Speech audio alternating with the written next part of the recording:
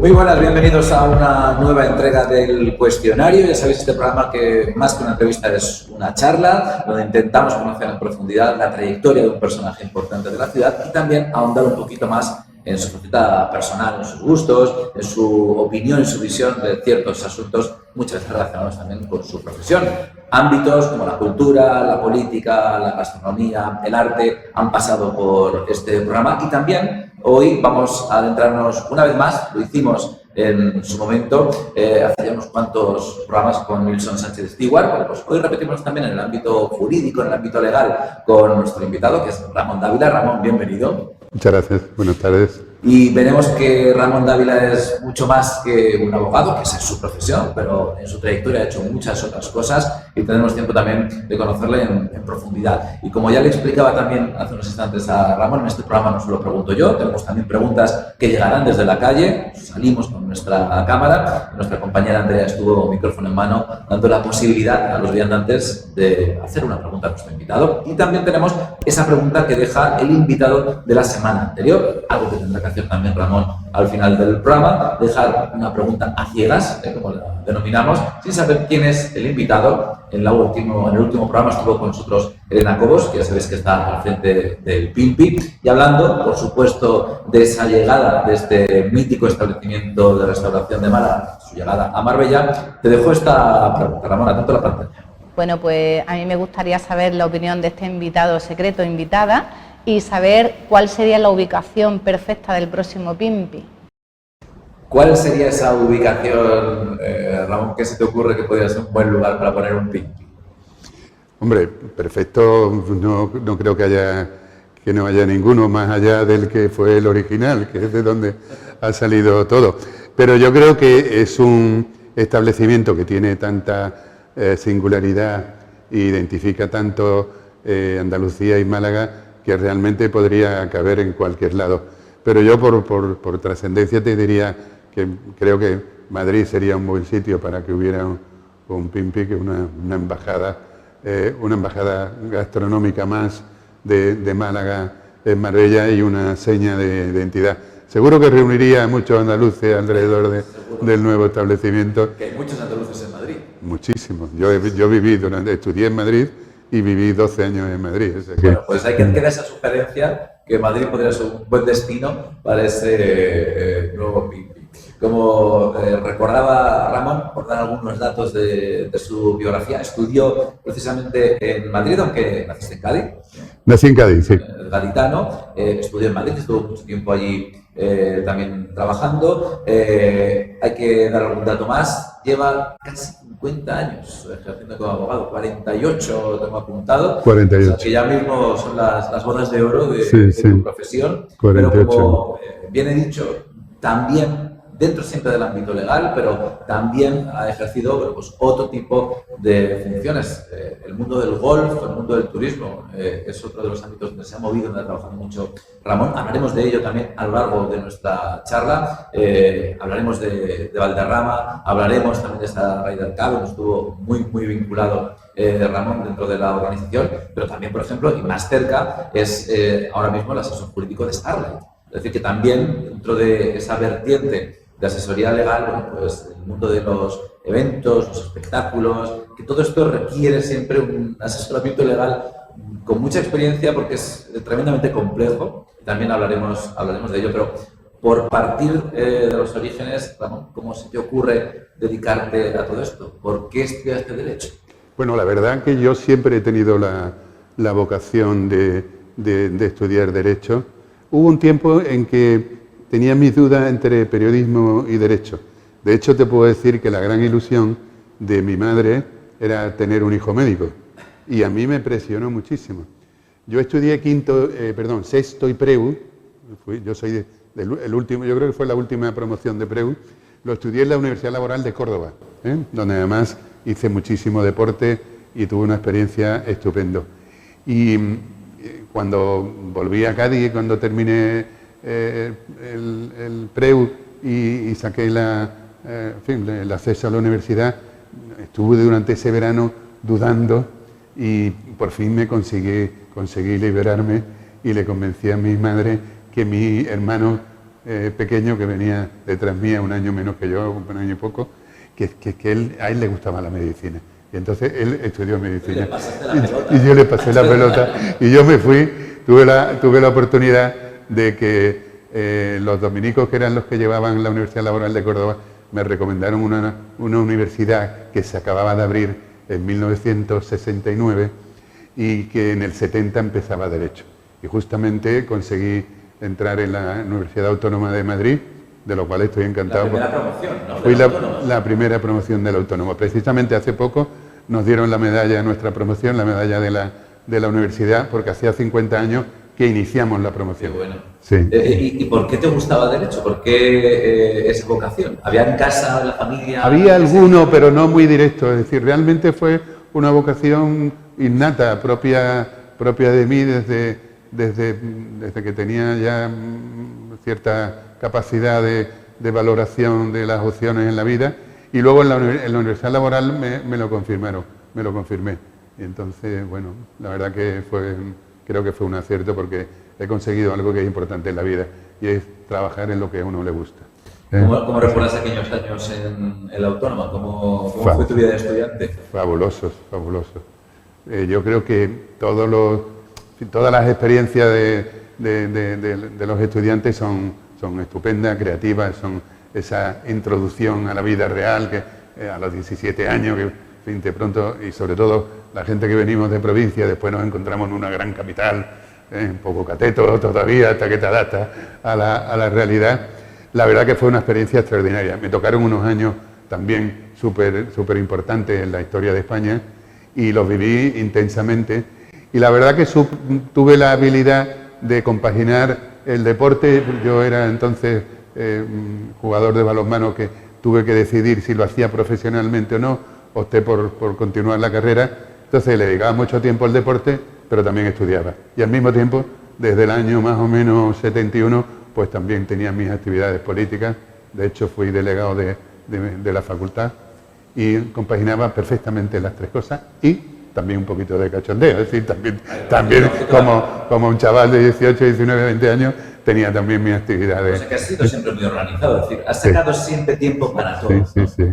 Yo me levantaba muy temprano, además mi casa estaba muy lejos de la universidad, tenía que andar un rato, después coger el metro hasta Plaza Castilla, de Cuatro Caminos a Plaza Castilla, y después de Plaza Castilla coger el autobús hasta Canto Blanco. Me tiraba una hora de viaje, ida y otra vuelta todos los días, pero a pesar de eso me organizaba a hacer mi deporte como mínimo 1 o 2 horas diarias. Cuando jugaba al balonmano, pues entrenando 3 o 4 horas diarias.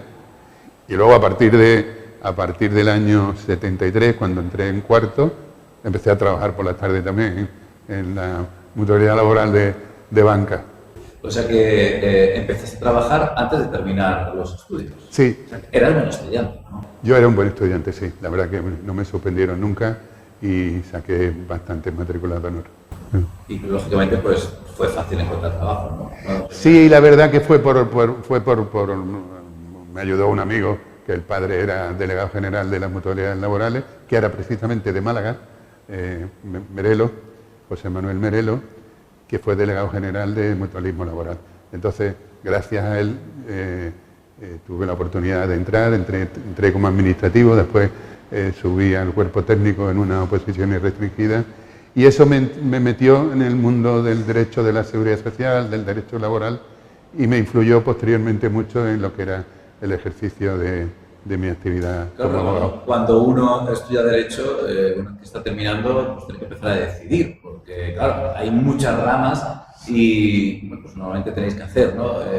Unos estudios de posgrado, ya se llame máster, como queráis denominarlo, y tú decidiste hacerlo en el ámbito laboral. Sí, porque el plan que teníamos nosotros, que era el plan creo que era el plan del 53, ese te comprimía mucho las asignaturas en los 3 primeros cursos, y cuarto y quinto era especialización. Entonces yo opté por derecho de empresa, donde el derecho mercantil, derecho laboral eran muy fuertes. Y entonces pues sí, estudié mucho derecho laboral, y tenía la ventaja de que yo lo estaba practicando a nivel de seguridad social en la mutualidad laboral. y eso me favoreció mucho, y cuando entré en un despacho pues yo ya entraba con una soltura en el derecho de la seguridad social que la verdad que me sirvió muchísimo. Y has tenido una tónica, ¿no?, a lo largo de tu trayectoria. He tenido, como tú bien has dicho antes, por mi vinculación con el golf y con el turismo, he tenido etapas. Como aproximadamente los primeros, estamos hablando desde el 75 hasta el 90, yo me dediqué prácticamente al derecho laboral, de una manera absolutamente intensiva, y tuve cientos y cientos de juicios. Bueno, de hecho, algún día, como eran rápidos, pues llegaba a tener hasta 10 juicios en un día. Son muchos de invalidez, de prestaciones, temas laborales, despidos, conflictos colectivos, muchos relacionados en Cádiz con los astilleros. Llevé muchos asuntos de prestamismo laboral, muchos asuntos. Yo fui de los primeros que sacó la relación del contacto del amianto con el cáncer de pulmón. Saqué de las primeras, en el año 81, saqué una de las primeras sentencias que vinculaba el amianto con el cáncer de pulmón y establecían un régimen de indemnizaciones. Aunque no está un poco falta de modestia, pero fuimos muy creativos en el ámbito del derecho laboral, y la verdad que fue una época en la que disfruté mucho. Ya después, a partir del 90, entré en el mundo del golf y ya me fui yendo hacia el turismo, hacia el deporte, la organización de eventos, temas relacionados con permisos, licencias, urbanismo y eso, y dejé el derecho laboral. Siempre es mi niña preferida, pero desde entonces ya lo tengo un poquito más bajo. Aunque mi despacho en Cádiz sigue siendo muy potente en derecho laboral y se llevan muchísimos procedimientos. Incluso ahora todavía se siguen sacando sentencias de amianto. Hace poco hemos sacado una que ha sido uno de los récords de mayor indemnización de España. Bueno, ya sabéis que a lo largo de nuestra charla vamos intercalando algunas de esas preguntas que nos llegan desde la calle, así que vamos a empezar a escuchar las inquietudes de los viandantes en asuntos relacionados con la profesión de un abogado como Ramón. ¿Cuál ha sido el desafío más grande que ha tenido en su carrera? El desafío más grande que has tenido en tu carrera profesional, Ramón. Aquel reto que costó. En conjunto, el mayor reto de mi vida profesional, porque yo también actuaba ahí profesionalmente, fue la organización de la Ryder Cup. ¿No? Porque ahí se mezclaron, de los 4 años que estuvimos preparando, 2 años casi fue preparación jurídica, toda la negociación de los contratos con la PGA europea, el contrato de hospitality, el contrato de marketing, toda una serie de contratos, el venue agreement, que era el contrato de sede de la Ryder, que se discutió con la PGA europea, con intervención también de la Junta de Andalucía. Ahí participé en la negociación y redacción de muchos contratos. Y luego ya todo el aspecto organizativo. Yo fui el secretario general del comité organizador y prácticamente en mí recaía la coordinación de todas las facetas, desde la infraestructura, telefonía, energía eléctrica, Ese evento fue muy potente. Organizarlo. Deben tener casi 50.000 personas diarias allí durante... No, porque tú un partido de fútbol lo tienes 2 horas, que nosotros los teníamos 10 horas metidos en un campo de golf, comiendo... Hay que dar servicios de todo tipo. De todo. Por darte un dato, tú no te puedes imaginar lo complejo que era la retirada de basura diariamente. Toneladas y toneladas que se producían en un espacio de casi 100 hectáreas que tiene el campo de golf de Valderrama. Entonces eso suponía una logística muy compleja. La seguridad fue muy complicada. Era una época donde teníamos amenazas de ETA y de IRA al mismo tiempo. Ahí tuvimos que coordinar, dar servicio a la seguridad de la Casa Real, a los servicios de información de la Policía Nacional, el sistema de inteligencia nacional, coordinar con las escoltas de las autoridades extranjeras, por ejemplo, con el presidente Bush, que estuvo y que traía 50 personas de escolta, por decirte, la familia real sueca, la holandesa. Ese evento cambió el golf en España totalmente, ¿no? O España en el golf. Totalmente. Sí. De las dos direcciones, ¿no? La relación de nuestro país con ese deporte cambió totalmente a raíz de aquel evento. Sí. España hasta entonces había tenido una gran producción de grandes golfistas. La figura de Severiano Ballesteros se personaliza lo más importante, pero otros muchos que habían participado, Manolo Piñero, Cañizares, es decir, muchos, ahora no recuerdo, muchísimos jugadores, pero el gol todavía no había calado, no había calado como evento, como espectáculo y como capacidad de generación de turismo. Eso no se había percibido todavía de manera clara por parte de la sociedad ni por parte de las autoridades. Cuando empezamos la gente decía, oh, va a venir por aquí ¿cómo es? La Ryder Cup, ¿no? Ryder Cup. Ya, al final todo el mundo sabe lo que es la Ryder Cup.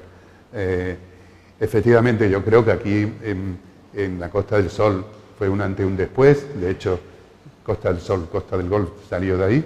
De hecho, yo fui uno de los que propuse esa denominación. Y creo que se puede decir que hubo un antes y un después. Y lo que nosotros veníamos ya diciendo desde años anteriores, ya después se vio en la práctica. Es decir, que el golf tenía un gran efecto en la excelencia de un destino turístico y que tiene un efecto importante en la desestacionalidad. Y a lo largo de los años, hasta ahora, se ha venido a comprobar que efectivamente ha sido. En tu opinión, actualmente, ¿cómo se está tratando al mundo del golf? ¿Crees que se le está dando el espacio que realmente debería tener dentro del ámbito turístico, del ámbito económico? Nos centramos en la Costa del Sol, ¿no? ¿Explotamos suficiente el potencial que tenemos en el golf? Yo creo que la gente del mundo del golf siempre queremos más, pero yo, que puedo tener una perspectiva a lo largo de los años, sinceramente diría que ahora la Junta de Andalucía y la Diputación de Málaga y los ayuntamientos de Málaga sí le dan un tratamiento adecuado al golf, lo respetan y ayudan y potencian. De hecho, la inversión que la Junta de Andalucía lleva haciendo desde la Ryder Cup hasta ahora en grandes eventos ha sido muy importante. La apuesta, por darte un dato, el presidente de la Junta de Andalucía durante la preparación de la Ryder Cup vino 4 veces a Valderrama, 4 veces. Una de ellas recuerdo en helicóptero que aterrizó allí en la calle de práctica. Y en general aquí la Diputación Provincial está muy vinculada intensamente.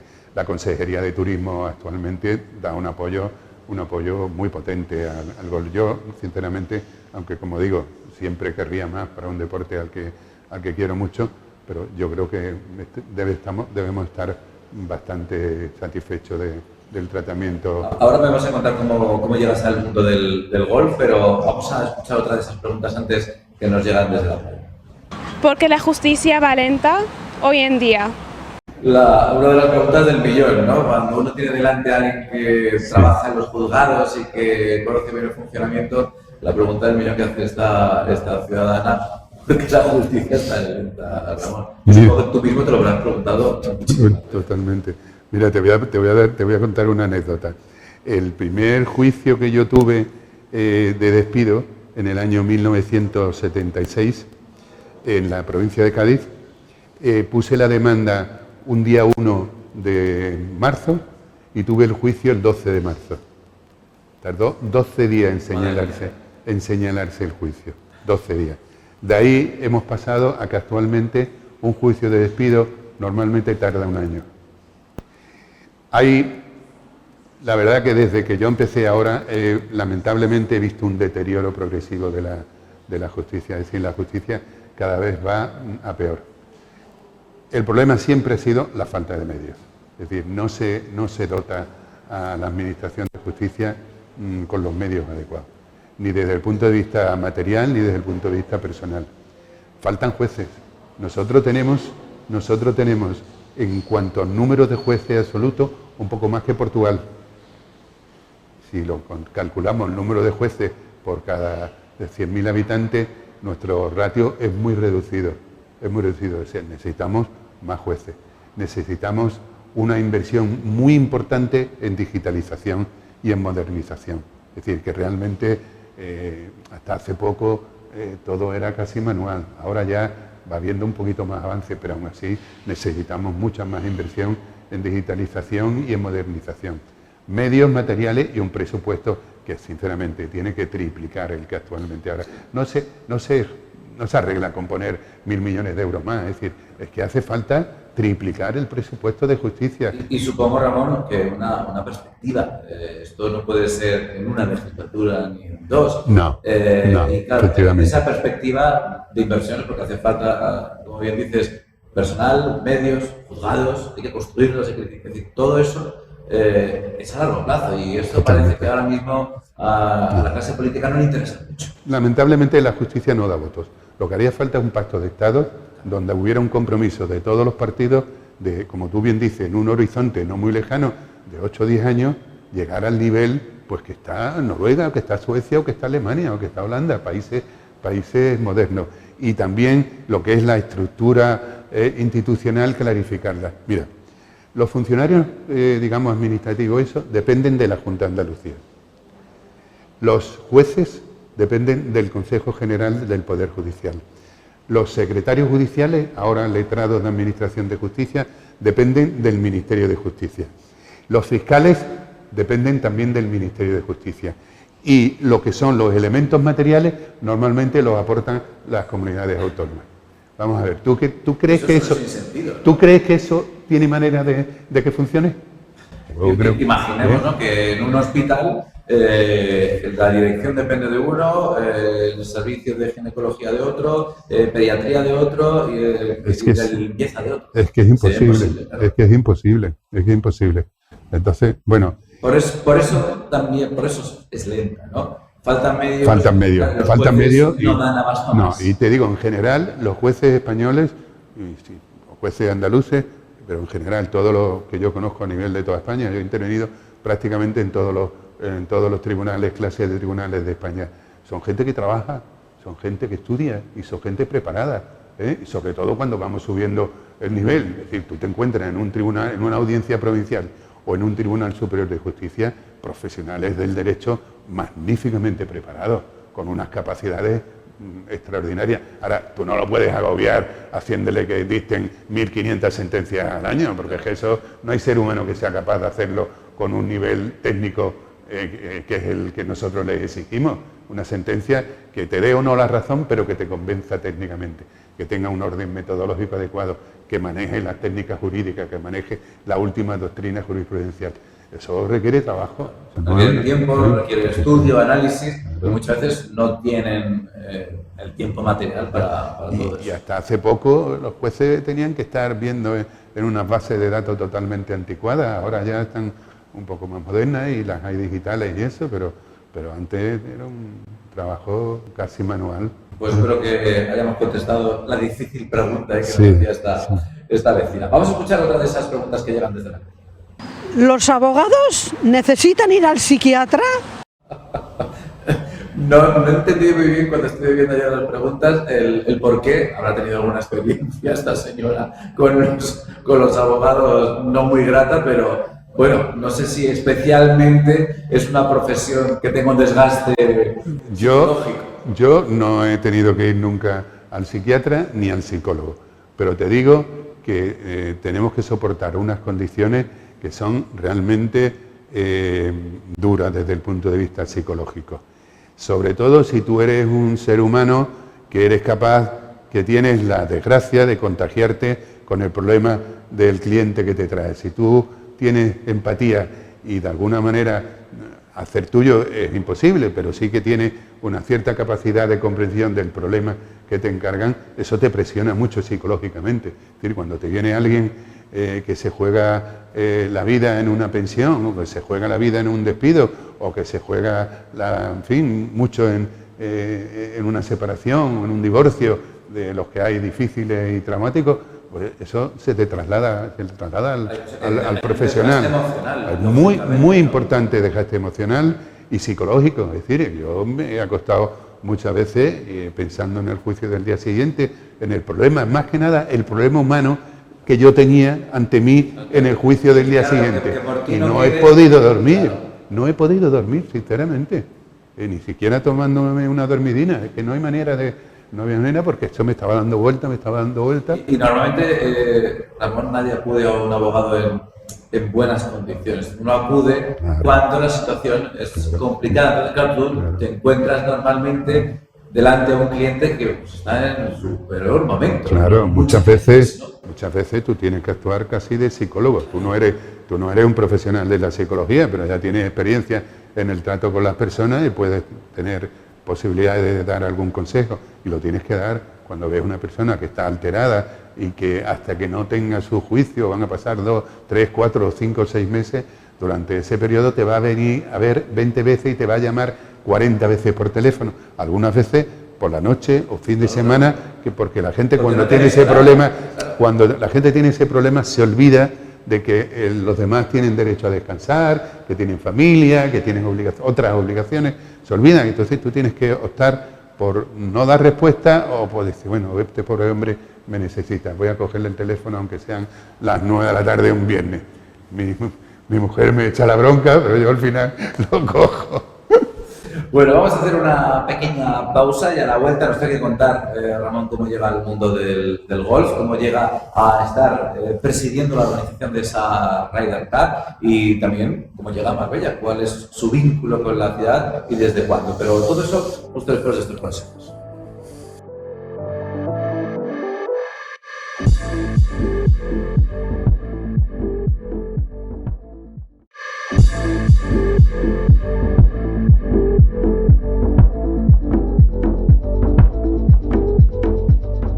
Bueno, continuamos en el cuestionario. Sabéis que hoy estamos charlando con Ramón Dávila, abogado, y también, bueno, pues muy vinculado a eventos deportivos, eventos turísticos como la organización de la Ryder Cup, entre, bueno, pues otras muchas actividades que figuran en su currículum. Y bueno, pues esas preguntas que también nos dejáis desde la calle están dando lugar a que conozcamos un poquito más cómo es la vida de un abogado, de éxito, porque si no, no llevaría 48 años en la profesión, por lo cual éxito ha tenido. Ya solo con la permanencia podemos decir que Ramón, dentro de su profesión, es un hombre de éxito, pero nos quedaban algunas cosas pendientes. Por ejemplo, Ramón, saber cómo llegas al mundo del golf, cómo llegas a estar organizando la Ryder Cup, estar al frente de Valderrama, cómo llegas a ese mundo.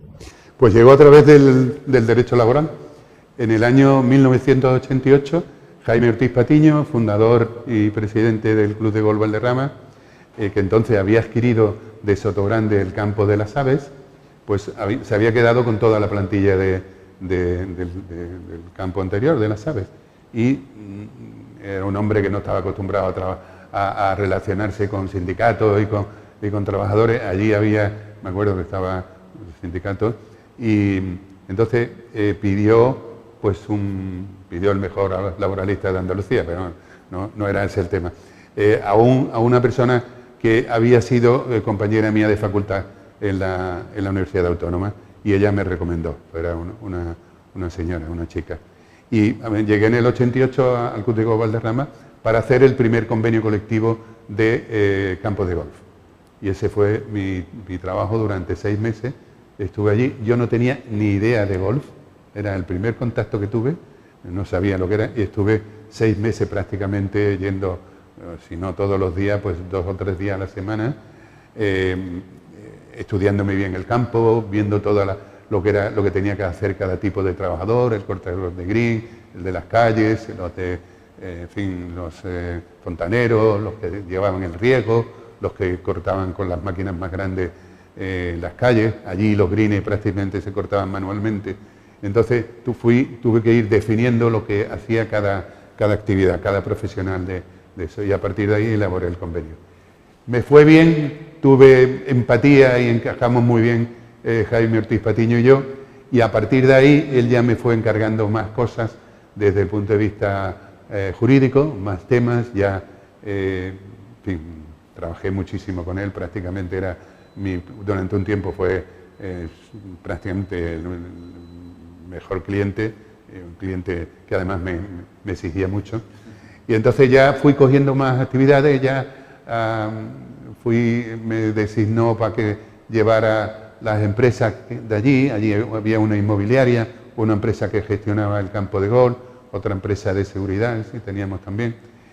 Y me fue dando más confianza, hasta que él no le interesaba por razones de que no era residente en España, y terminé siendo presidente del grupo de empresa, consejero delegado y presidente ejecutivo de de las empresas, como te digo, la inmobiliaria Valderrama Estate y la Valderrama SEA, que era la que explotaba el campo de golf, y al mismo tiempo secretario general del Club de Golf Valderrama. ¿Te hiciste jugador de golf? Claro, Esto? claro, Supuesto, claro, ¿no? claro.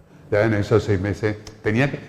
Al principio lo hice pues porque lo necesitaba. Por conocer, ¿no? Necesitaba, es decir, yo no podía regular cuestiones que se relacionaban con la práctica del golf sin tener un conocimiento de...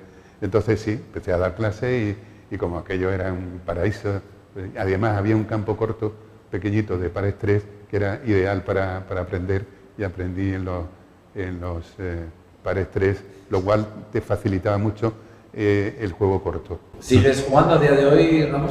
Sí, poco menos ya, porque estoy con los achaques propios de la edad, con las cervicales, en fin, las hernias y todo el rollo este, pero sí, me gusta mucho y juego lo que puedo y veo mucho golf, me encanta ver todas las competiciones, los campos. A través de esta relación que tuve con Valderrama, pues una de las cosas que me permitió, porque como te digo, tuve una relación muy íntima con Jaime, pues prácticamente visité el mundo entero viendo campos de golf, en Estados Unidos, en Canadá, en Europa, en fin, en Asia también, y viajando con Jaime, pues me permitió conocer el golf prácticamente en el mundo entero. Ramón, ¿y cómo llegas a Marbella? ¿O cómo llegas a la ciudad? Porque...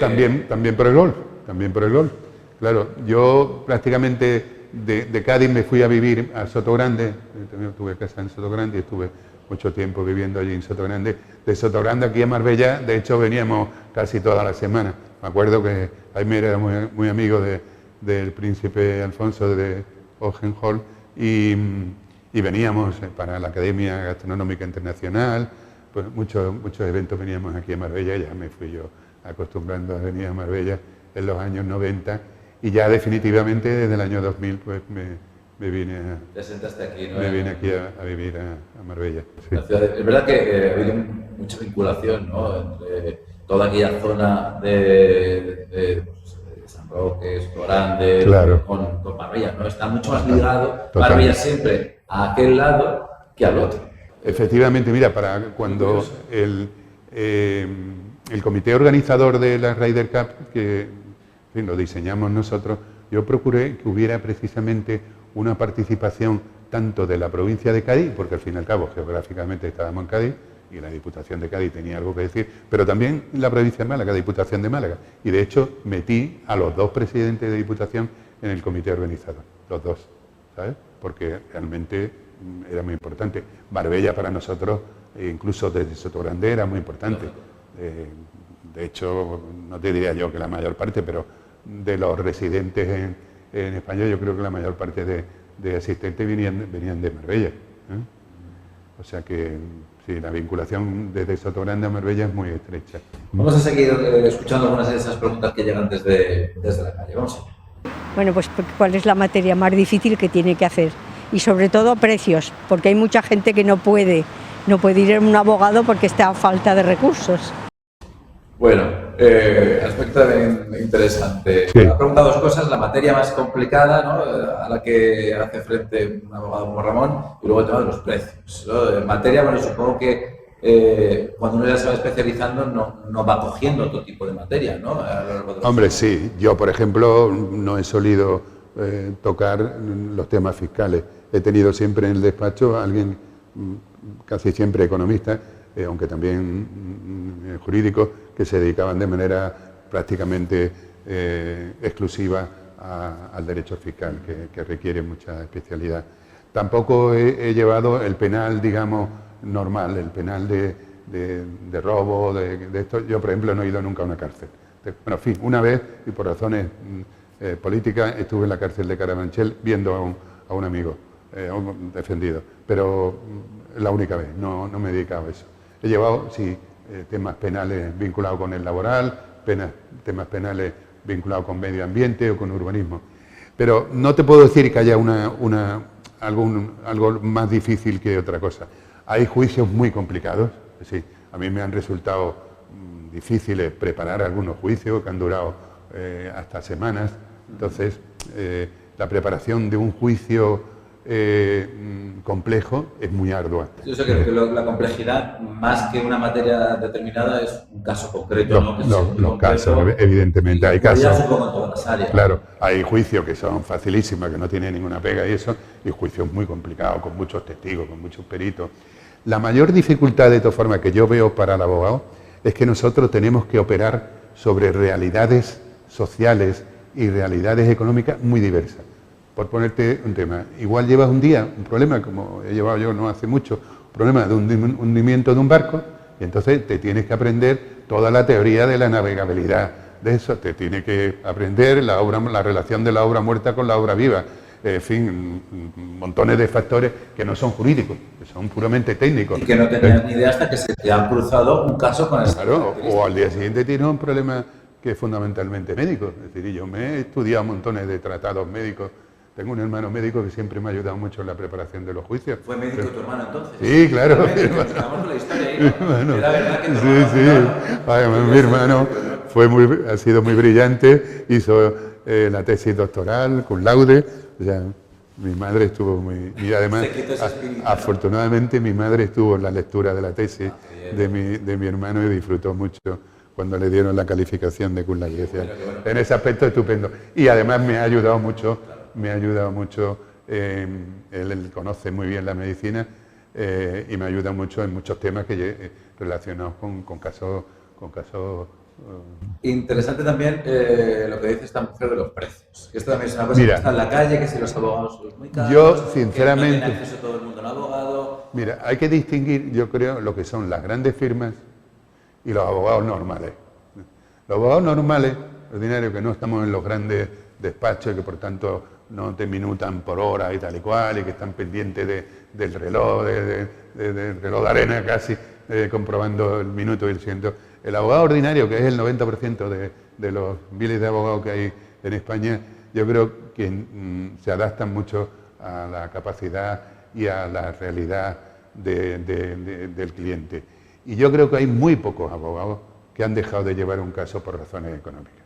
Hombre, hay gente que quiere abusar de ti, y entonces o te protege o termina por el suelo. Hay unos precios, ¿no?, que los colegios de abogados había unos baremos que ya no son aplicables. El Tribunal Supremo hace 2 o 3 años que declaró ilegal, por contrario a las reglas de la competencia, la imposición de baremos. Son meramente orientadores. De todas formas, yo tengo que decir, ahora que ya no tiene importancia, que yo nunca he aplicado los baremos.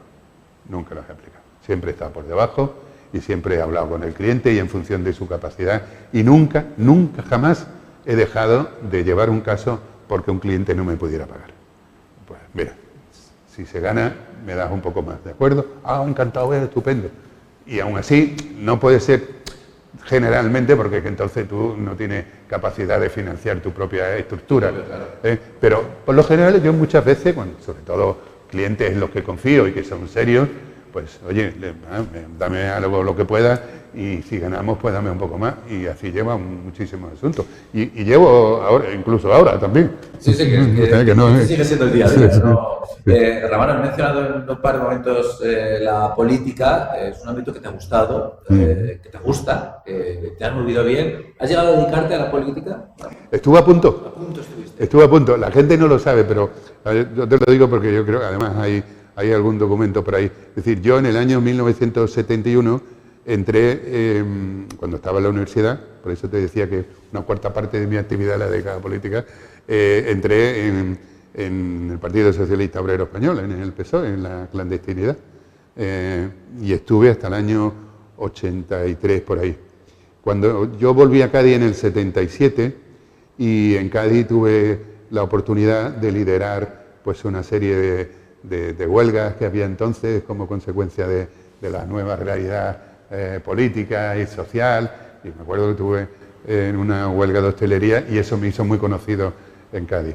Y luego, bueno, pues mi familia también es conocida y los casos que yo llevaba en Astilleros pues eran también de cierta popularidad. Y pude haber sido propuesto para alcalde de Cádiz, pero la verdad que yo era muy joven, me lo llegué a plantear y me eché para atrás. Es decir, no. Es que te ha tirado mucho tu profesión, ¿no? Sí, sí. Frente al deporte, frente a Es la que yo política. cuando me decía, hombre, que la política puede hacer mucho por la gente y tal y cual, y le digo, yo es que ya lo vengo haciendo, es que yo hago mucho por la gente. Es decir, yo defiendo a la gente que tiene menos posibilidades, aunque nunca he sido contrario a empresarios, no todo lo contrario, de hecho yo defiendo a muchos empresarios también, y ahora aquí pues llevo varios restaurantes y de eso como empresario, ¿no? Pero le decía, es que a mí no me hace falta, es decir, es que yo lucho por los derechos y por las libertades a través de mi trabajo, pues la libertad sindical, la libertad sexual, la libertad entre la igualdad entre todos la gente, hombres, mujeres, todo. Yo eso lo hago, digo, no me hace falta estar en la política.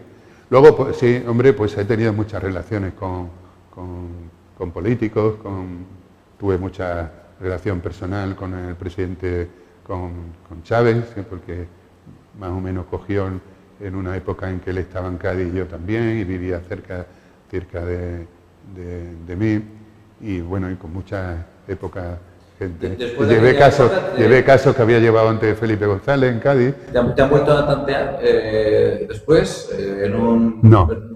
No han vuelto a tantear. No, porque yo tampoco doy pie, es decir, yo quiero seguir siendo siempre independiente y si algún día ya dejo el derecho, pues escribiré de cosas políticas, de cosas turísticas, pero no, aparte que ya no tengo edad yo para meterme en política, ¿no? No. Muchísimo más. Sí, pero no, a mí, no, sinceramente no. Me gusta mucho a nivel del análisis, a nivel de la lectura, a nivel de ver polémicas, pero no a nivel de estar como protagonista. La verdad que no me llama la atención para nada. Escribir sí, escribir de política y dar mi opinión política, eso sí. Analista político. Como analista sí.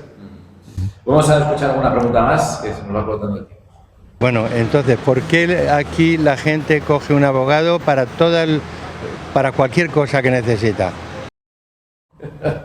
Estamos ya casi como en Estados Unidos, ¿no? Y cogemos un abogado para todo, muy interesante. Tiene esta sensación este hombre. Muy interesante la pregunta, y eso, a mi juicio, obedece al carácter internacional de Marbella. Eso lo han traído los extranjeros. Los extranjeros tienen una así, claro, el Mediterráneo no claro, es así. bueno, y de hecho no tiene nada que ver cómo es Marbella y cómo es la Costa del Sol a cómo es Cádiz. En Cádiz no se utiliza el abogado para ir a las compraventas, es muy raro, tiene que ser una compraventa compleja. Aquí para cualquier compraventa hay un abogado por el comprador y por el vendedor. Bien es cierto que aquí en Marbella hubo un tiempo de gran complejidad urbanística y eso obliga, ahora aquí en Marbella está justificado porque claro, te encuentras con un edificio que parece normal y que quien puede pensar que tenga un problema y resulta que está fuera de ordenación, como yo me lo he encontrado. Entonces, aparte de la influencia internacional, está el factor de la complejidad urbanística por la historia que conocemos que tiene Marbella. Y lógicamente pues hay que... Obliga. De hecho, Ramón muchas veces en muchos programas de televisión y otros muchos compañeros de profesión lo repetís, que un buen asesoramiento jurídico te ahorra muchísimos problemas en futuro, mucho dinero, lógicamente. Totalmente. Y a veces que uno no hace una pequeña inversión cuando va a hacer una operación o va a crear una empresa o va a realizar una operación medianamente importante, no pide muchas veces consejo y que me avise, claro, sí. Y luego los problemas son enormes. Totalmente, es decir, yo antes de tomar decisiones que puedan tener consecuencias que afecten a cuestiones legales o que requieren una revisión, es muy aconsejable disponer previamente del consejo y no venir después para tener que resolver algo que ya a veces es más complicado de resolver. Vamos con la última pregunta que nos llega desde la calle y ya vamos cerrando capítulos en este cuestionario. ¿Has participado en un caso famoso?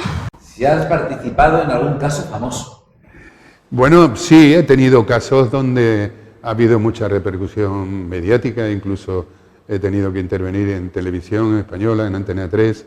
Llevé el asunto, no sé si tú te acuerdas, del policía local que agredieron en Puerto Serrano con que le sacaron un ojo y que estuvieron a punto de matarlo, con un clan mafioso que existía en Puerto Serrano. Eso dio lugar en fin, a mucha repercusión mediática. Llevé también todo el tema del naufragio del nuevo Pepita Aurora, no sé si te acuerdas, un pesquero que naufragó en Barbate, que murieron 8 personas y 5 o 6 desaparecidos, o sea, casi 13. Ahí eso lo llevé yo todo. Llevé también, que en su momento dio mucho lugar en la prensa, la integración en la plantilla de casi 1000 trabajadores en astilleros españoles en Cádiz. No, he llevado temas de Iberia, también he llevado temas importantes. Cuando interferimos, cuando la prensa se mete en un proceso judicial, pues muchas veces porque llama la atención, es importante, por determinadas, muchas veces hasta por morbo únicamente, ¿cómo se lidia con eso? Porque supongo que lo complica todo un poco, ¿no? Sí, claro, depende de cómo se traten los casos. Hombre, hay muchos periodistas, digamos, judiciales que son profesionales muy serios y que hacen resúmenes y análisis de actuaciones judiciales muy buenas. Yo he visto cosas de nivel periodístico que tienen mucho valor. Hay otros comentarios que son a veces basados en prejuicios y no en conocimiento, y eso distorsiona la visión que pueda tener el ciudadano normal y le hace eso, tener una idea incorrecta de lo que es a veces la justicia, y otras veces se simplifican las cuestiones, no se da la imagen que realmente tiene la justicia, que no, por lo general es una imagen que corresponde a criterios de profesionalidad y de seriedad encomiables, y eso quizás distorsiona un poco la visión del ciudadano. Y luego, pero también hay mucha gente que lo hace muy bien. Y luego esa pena de telediario, ¿no? Que sí, se claro, denomina, sí, ¿no? sí, Cuando de repente sí, los medios sí. Ya deciden que fulanito es culpable. Sí, pero fíjate tú, eso más también de gente que incluso que no son periodistas ni letrados, y empiezan ya a emitir sentencias sin ningún fundamento. Sí, porque lógicamente alguien que esté preparado no se va a atrever claro, es a que un análisis. todo el que sepa un poquito de derecho sabe que uno no puede emitir el juicio sino tras analizar detenidamente todas las pruebas y escuchar a todo el mundo. Y aún así es complejo, imagínate sin escuchar a todo el que hay que escuchar, el porcentaje de error que tiene. Ramón, en un par de años cumple los 50 años de profesión. ¿Ya piensas en la jubilación? ¿Piensas ya o todavía no? No, la verdad que no pienso, sinceramente. Mientras Dios me dé fuerza y claridad en la mente y sobre todo ganas de seguir, que las tengo. Afortunadamente tengo clientes que me lo hacen el trabajo. Yo trabajo mucho, yo soy de los que trabajan los fines de semana también, pero tengo clientes que me hacen también pasarlo bien y divertirme, como por ejemplo con Starlight. La verdad que trabajo mucho para Starlight, pero también lo paso muy bien y me gusta mucho lo que hago. Ramón, no lo hemos mencionado, es el asesor jurídico, el abogado de Starlight, que tampoco es un evento sencillo de gestionar, pero después de muchos años ya con ellos, es cierto que ya estará todo el engranaje afortunadamente en marcha. Sí, yo cuando lo cogí en el 2015, la cosa estaba difícil y estaba dura. Afortunadamente hemos superado todas esas dificultades y hoy las relaciones con el Ayuntamiento y con la Junta de Andalucía, pero especialmente el Ayuntamiento, son magníficas. Generalmente van siempre el Ayuntamiento casi por delante nuestra. La verdad que no tengo más que dar todo tipo de agradecimiento, y este año que se ha unido la Delegación de Urbanismo con la de Industria, hemos notado mucho el efecto positivo de la agilidad en el procedimiento. ¿Tendremos Starlight para rato en Marbella? Claro, yo creo que te hablo con total seguridad, porque lo he hablado mucho con la propiedad. Sí, la propiedad está anclada a Marbella, vinculada a Marbella, por muchas razones. Y una de ellas es porque eso ha costado mucho trabajo crearlo. Se ha creado una marca, se ha creado un espacio de ocio polivalente. Eso sería absurdo dejarlo, ¿no? Aparte de que es algo irrepetible. Entonces, en México, en Alicante o en Estepona se podrá hacer algo parecido, pero nunca igual. que además lo de Estepona es completamente distinto porque es un parque temático prácticamente, o en fin, la ciudad de la música, con 50 hectáreas, es decir, algo completamente diferente. No es el festival. No, el Festival Buti, que va a ser, que sigue siendo y que seguirá siempre Marbella. Aparte de que se ha encontrado, yo creo que uno de los grandes aciertos de la propiedad es encontrar el encaje entre el concierto, el ocio, la música, la gastronomía, todo eso bien organizado, bien enlatado, bien coordinado. La verdad que ahora mismo es un modelo que se está prácticamente intentando copiar no solo en España, sino en Europa y más. Es decir, ahora mismo están montando casi ya en Cancún, en México. Sí. Bueno, y algo que empezó aquí, que se creó aquí, que bueno, pues se ha creado una marca, se ha creado una forma de hacer algo, ¿no? Y Efectivamente. La primera vez crea, ¿no?, una fórmula de festival, bueno, pues, que no existía y que ahora, bueno, pues se llama Starlight, que empezó en Marbella y sigue, ¿no?, estando en Marbella. Ramón, vamos cerrando nuestro tiempo de charla. Tienes que dejarme grabada esa pregunta para el invitado de la próxima semana, sin saber quién va a ser. Es nuestra pregunta a ciegas. Así que, ¿qué le preguntarías? ¿Qué dejarías grabado? Si le gustaría que hubiera plaza de toros en Marbella. ¿Eres taurino? Sí. Bueno, tenemos plaza de toros y... Sí, que funcione. Para toros.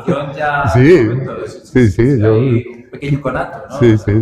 Algo ahí, o sea que... Mi familia era muy taurina y todo. Bueno, pues pregunta que dejamos grabada, a ver si es taurino o taurina nuestro siguiente invitado. Y terminamos con 10 preguntitas de respuesta corta de gustos y aficiones. ¿Tienes mascota, Ramón? Sí. ¿Tienes mascota, perro, gato? Un perrito, un canichito ahí, que pesa 2,5 kilos y que es una auténtica maravilla. Qué bueno. ¿Cuál es tu comida favorita? Esa que empiezas a comer y no puedes parar. Tu debilidad a la hora de comer. Una buena paella. Una buena paella. ¿Ciudad favorita del mundo? No vale Marbella, lógicamente. No. ¿Ciudad preferida del mundo? De ciudad preferida, son muchas, pero me gusta mucho Estocolmo en verano. Estocolmo en verano. Hemos hablado de Starlight, ¿te gustará la música? ¿Qué tipo de música te gusta? ¿Qué escuchas cuando te apetece escuchar música? Me gusta mucho la música clásica. Sí. Una película que has visto 1000 veces, una de esas películas que o bien la buscas o bien te aparece. Memoria de África. Memoria de África. Memoria de África. Eres romántico.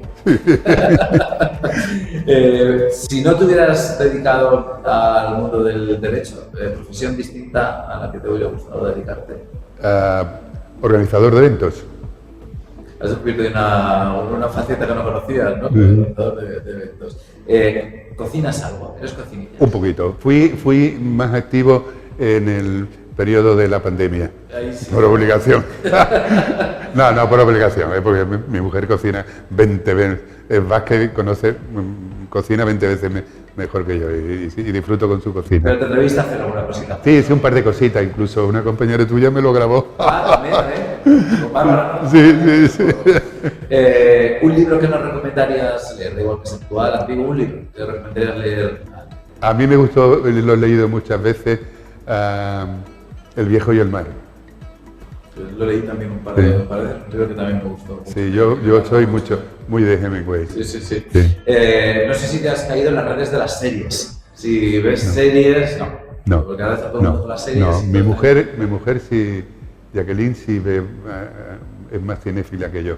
Pero yo, tantas series, tantas horas de televisión no entra dentro de mis posibilidades. Exacto. Hay que sacar tiempo para algo. Ni siquiera la de Marbella que está saliendo ahora he visto un ratito, pero la verdad que no me ha llamado mucho la atención. Y terminamos con un supuesto que lanzamos a todos nuestros invitados. Si tuviéramos una lámpara mágica con un genio y un único deseo, el que sea, la única condición es que el deseo sea un regalo para Marbella. ¿Qué le pedirías al genio? Un regalo para Marbella. Bueno, yo si no fuera con ese condicionamiento, ahora mi mayor deseo sería la paz. Aquí, que afecte... ¿Qué le regalarías a la ciudad? Si ¿Qué le regalaría a la ciudad? Que sea, pero el deseo de condición es que sea un regalo para la ciudad, un deseo para la ciudad. Sí, la ruptura de la estacionalidad, definitiva. Definitiva, ¿no? Perfecto, pues Ramón, ha sido un placer charlar un poquito, conocerte un poquito más. Muchas gracias. Por tu generosidad, por venir a compartir este... Ha sido un placer, con nosotros. ha sido un auténtico placer. Un placer como Contigo. siempre. Recordad que a través de nuestra página web, en rtvmarbella.tv, buscáis el cuestionario y ahí tenéis todos los invitados que han ido pasando por este programa, en el que bueno, pues no compartimos nada más ni nada menos que una charla relajada. Y eso es un auténtico gustazo como hemos hecho hoy con Ramón Navi. Nos vemos en el próximo. Adiós.